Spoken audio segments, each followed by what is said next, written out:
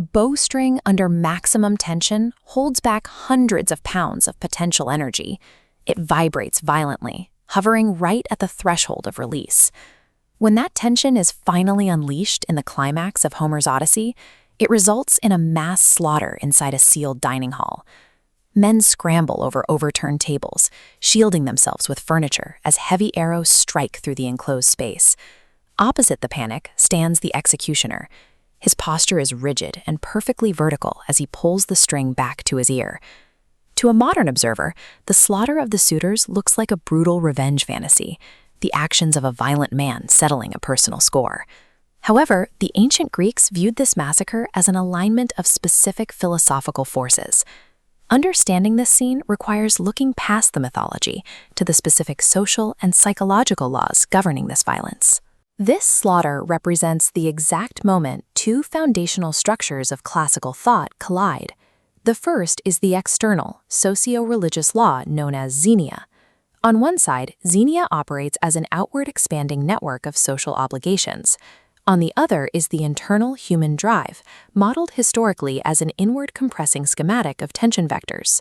These two systems, one governing society, the other governing the mind, must be built from the ground up to explain why the massacre occurred.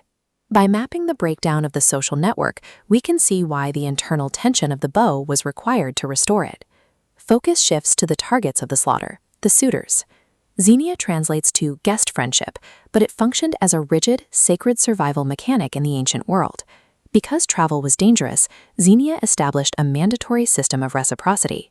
Hosts provided shelter, and guests provided news and a guarantee of future hospitality, facilitating trade and safe passage between strangers. This network graph shows a healthy system passing resource packets in a balanced loop. The suitors disrupt this, occupying Odysseus's home, consuming resources without offering reciprocal exchange. When specific nodes turn red, absorbing resources without returning them, surrounding social connections wither and snap. This violation was overseen by Zeus Xenios, the divine protector of the network. Breaking Xenia was a cosmological offense. The suitors introduced a fatal flaw into the operating system of civilization, triggering a systemic correction. To understand the mechanism of that correction, we turn to the internal architecture of the individual, the archer. Ancient philosophy uses the bow as a metaphor for the human condition. The kinetic potential in its bent limbs mirrors pressure within the human mind. Heraclitus observed this paradox in a single fragment. The name of the bow is life. Its work is death. The bow acts as a source of kinetic life by giving birth to the forward momentum of the arrow, yet its ultimate output is destruction. Modern psychoanalyst Jacques Lacan used this same structural metaphor to describe the human drive. Lacan defines the drive as an unconscious, pent-up potential demanding release, operating mechanically like a drawn bowstring. This tension originates in early childhood as a leftover trace of separation anxiety from a caretaker.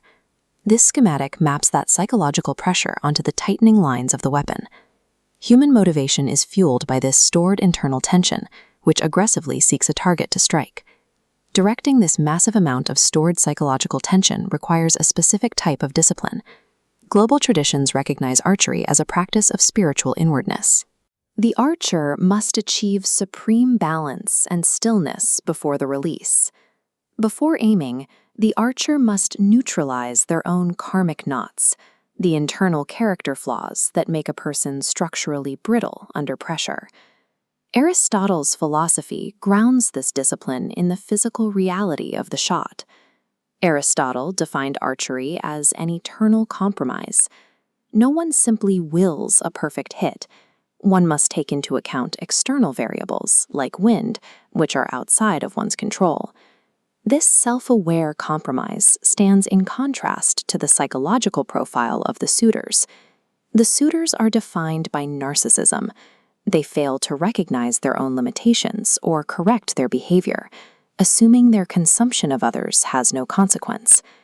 In this framework, the restoration of a broken society depends on a mind capable of this level of internal calibration. We return to the singular, decisive moment, frozen in the engraving. The archer has accounted for all variables. he makes the decision to release. All of the stored potential energy transfers instantaneously into violent kinetic motion as the bowstring snaps forward. The internal psychological drive strikes the broken social network, obliterating the parasitic nodes. The kinetic life of the bow must deploy death to restore the overarching system of social life. The slaughter functions as a structural correction of a broken order, delivered by a calibrated human instrument. This lesson applies beyond the mythology of ancient Greece to the broader human condition. German philosopher Friedrich Nietzsche described humanity as the bow with the greatest tension. We are creatures engineered with immense built-in psychological pressure. Our task is not to eliminate this tension, but to tune it and aim it accurately against the resistances of the world. To understand ourselves is to master the mechanics of the drawn bow.